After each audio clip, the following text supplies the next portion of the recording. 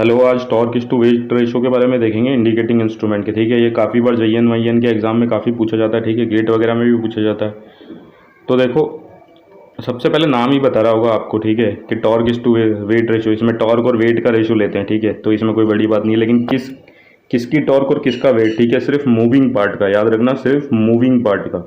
ये मैंने यहाँ पे लिख भी रखा है, the ratio of torque to the weight of moving part of an instrument. जो इंस्ट्रूमेंट का मूविंग पार्ट होता है, ठीक है, अपन को पता ही है मूविंग पार्ट अलग अलग होते हैं हर इंस्ट्रूमेंट में, is known as torque is to weight ratio. ठीक है, जैसे अपन को पता है मूविंग कॉइल इंस्ट्रूमेंट है तो मूविंग पार्ट कॉइल होता है। ठीक है, ऐसे बोल रहा हूँ मैं।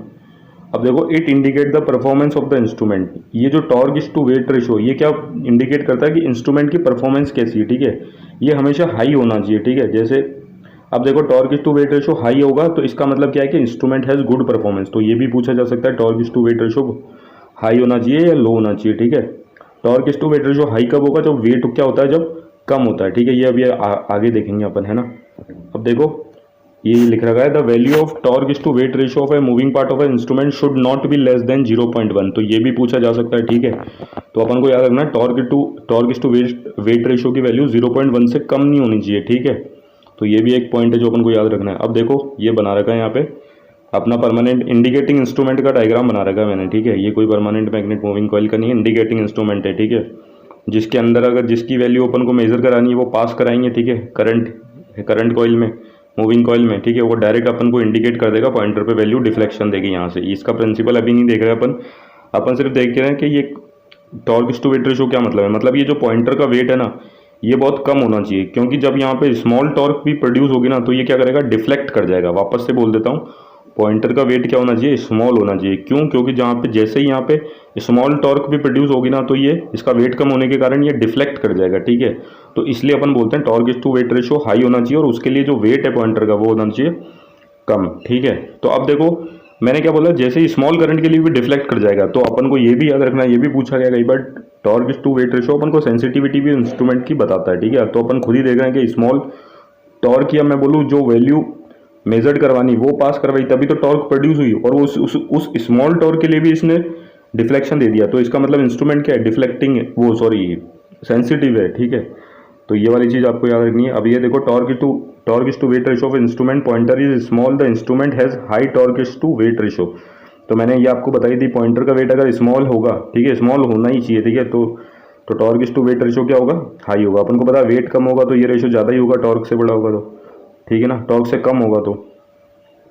अब ये देखो, high value of torque is to weight ratio so that even for the small value of deflecting torque the pointer deflect and shows the measured value. इसको अपन सेंसिटिविटी बोलते हैं। ये जो मैंने आपको ऊपर बताया था उसको मैं वापस से यहाँ पे बताता हूँ। High value of torque is to weight ratio का मतलब क्या होगा, पॉइंटर क्या होगा, स्मॉल टॉर्क के लिए भी क्या करेगा, डिफ्लेक्ट कर जाएगा, क्योंकि वेट कम है और डिफ्लेक्ट कर जाएगा। इसका मतलब क्या है कि भाई वो स्मॉल वैल्यू भी मेजर कर रहा है। ठीक है, जैसे अपन ने स्मॉल करंट किसी से पास करा है, ठीक है, टॉर्क होगी क्या, टॉर्क क्या कम डेवलप होगी, लेकिन जो वेट है पॉइंटर का वो कम था, तो इसलिए उस स्मॉल जो टॉर्क थी उसने भी उस पॉइंटर को क्या डिफ्लेक्ट कर दिया। ठीक है, तो अपन ऐसे कह सकते हैं कि torque is to weight ratio high रहना मतलब अपन बोल सकते हैं कि इंस्ट्रूमेंट की सेंसिटिविटी भी क्या है, हाई है। तो मैंने यहाँ लिख भी रखा है और ये तो पूछा हुआ भी है। ठीक है, अब देखो, नोट में लिखा है मैंने, ये भी काफ़ी अच्छी बातें हैं।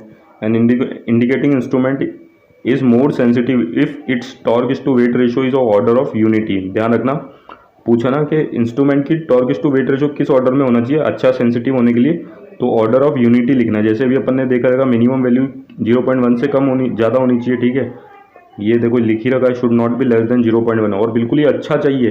ठीक है ना, आइडियल चाहिए। तो जो torque is to weight ratio का ऑर्डर क्या होना चाहिए, यूनिटी का होना चाहिए। तो ये वाला पॉइंट भी आप याद रखना। ठीक है, अब देखो, ये क्वेश्चन पूछा गया था SSC JEE में। ठीक है, और ये क्वेश्चन शायद गेट में पूछा गया था।